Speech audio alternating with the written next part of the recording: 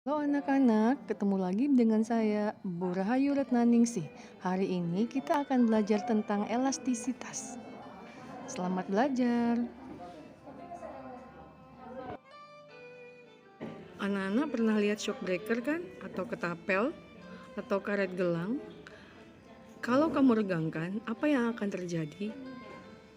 Kamu pernah lihat lilin madu atau tanah liat ketika ditekan, ketika dibentuk, apa yang terjadi?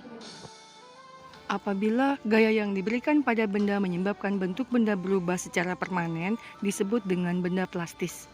Apabila gaya yang diberikan pada benda tidak menyebabkan perubahan bentuk secara permanen, disebut dengan benda elastis.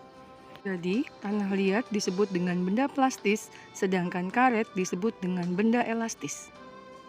Dengan demikian, dapat dikatakan bahwa sifat elastis atau elastisitas adalah kemampuan suatu benda untuk kembali ke bentuk awalnya segera setelah gaya luar yang diberikan benda itu dihilangkan. Perhatikan grafik tersebut. Daerah A disebut dengan daerah elastis, daerah B disebut dengan daerah plastis, dan daerah berikutnya disebut dengan daerah titik patah. Pada saat itu, benda akan mengalami perubahan bentuk secara total.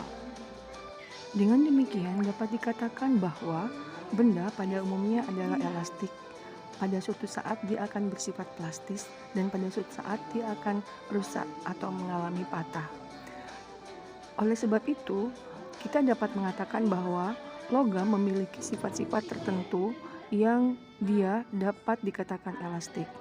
Sifat mekanik logam antara lain kekuatan, kekerasan, kekakuan, ketangguhan, kelenturan, plastisitas, mulur, kelelahan, keuletan, dan kegetasan.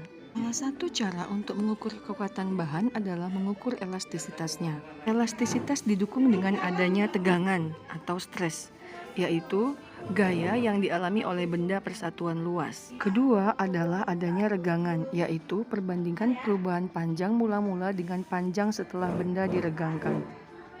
Perbandingan antara tegangan terhadap regangan disebut dengan modulus Young atau modulus elastisitas.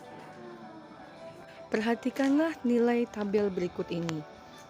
Terpampang beberapa nilai modulus Young dari beberapa benda yang bersifat spesifik. Setiap benda memiliki sifat tertentu dengan nilai modulus yang tertentu. Semakin besar nilainya, menunjukkan semakin elastis bendanya, dan semakin dia kuat, biasanya seperti itu. Berdasarkan nilai tersebut, disesuaikan pula penggunaan dari bahan-bahan material tersebut.